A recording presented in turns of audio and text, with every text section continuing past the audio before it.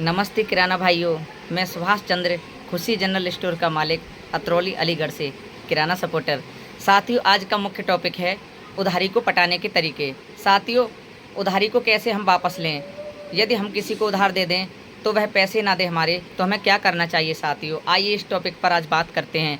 साथियों, यदि हम किसी व्यक्ति को उधार देते हैं, सर्वप्रथम तो हमें उसका कॉन्टैक्ट नंबर, संपर्क नंबर, उसका पूरा पता तथा साथियों उसकी पूरी जानकारी हमें रहनी चाहिए।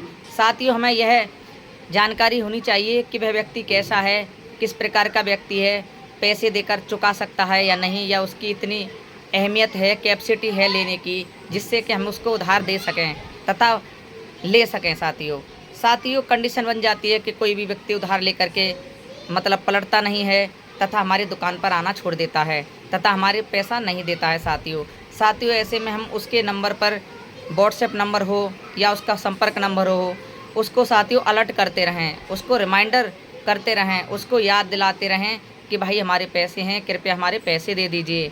यदि साथियों वह फिर भी नहीं मानता है तो उससे मिलने की कोशिश करें कि आप कहाँ मिलोगे, कहाँ हो आजकल, और हमारे पैसे क्यों नहीं दे रहे।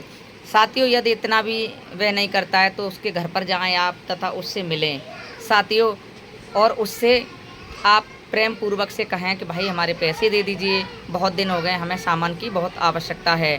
साथियों, यदि वह इतने पर मान जाता है, पैसे दे देता है आपके, तो बहुत ठीक है साथियों, वरना आपको कदम ही उठाना है। फिर आपको लास्ट वार्निंग देनी है कि पैसे आपको देने हैं या नहीं देने। साथियों यदि हमारे ज़्यादा पैसे हैं तो हमें कुछ कानूनन कार्यवाही भी करना। साथियों, यदि वह प्रेम पूर्वक से ही मान जाता है तो कोई बात नहीं। साथियों आजकल क्या है कि यदि हम किसी से, साथियों हमें प्रेम से ही पैसे को निकालना है। ऐसा ना हो कि वह ग्राहक आपका रूठ जाए तथा दूसरी दुकान पर जाने लगे। साथियों जहाँ तक हो हमें अपना पैसा आराम से ही निकालना चाहिए। किसी से ज़्यादा ज़बरदस्ती या पुलिस केस या थाने में या रिपोर्ट आदि नहीं लिखानी चाहिए। साथियों उससे क्या होता है साथियों कि सामने वाले ग्राहक पर भी डिफेक्ट पड़ता है। साथियों अन्य जो ग्राहक होते हैं, पड़ोसी होते हैं, उन पर भी काफ़ी इफेक्ट पड़ता है तथा साथियों इससे हमारी ग्राहकी कमज़ोर होती है तथा हमारे ग्राहक कटने का डर रहता है।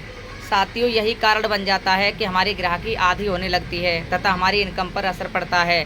इसलिए हमको क्या करना है कि पैसे प्रेम पूर्वक से ही ग्राहक से निकालने हैं।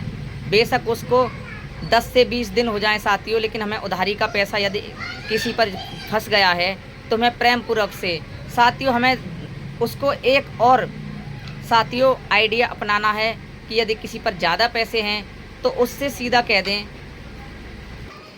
यदि किसी पर ज़्यादा पैसे हैं तो हमें उसे 100 रुपये करके या 50 रुपये करके निकालने के लिए कहना चाहिए। भाइयों इससे हमारी ग्राहकी पर असर नहीं पड़ेगा, वरना होगा क्या कि सामने वाले ग्राहक, पड़ोसी आदि भी इफ़ेक्ट करने लगेंगे। साथियों वह भी मायूस होने लगेंगे, क्योंकि हमारी नाराज़गी साथियों उनकी ग्राहकी टूटने का कारण बन सकती है। साथियों उनका मुख मुड़ सकता है।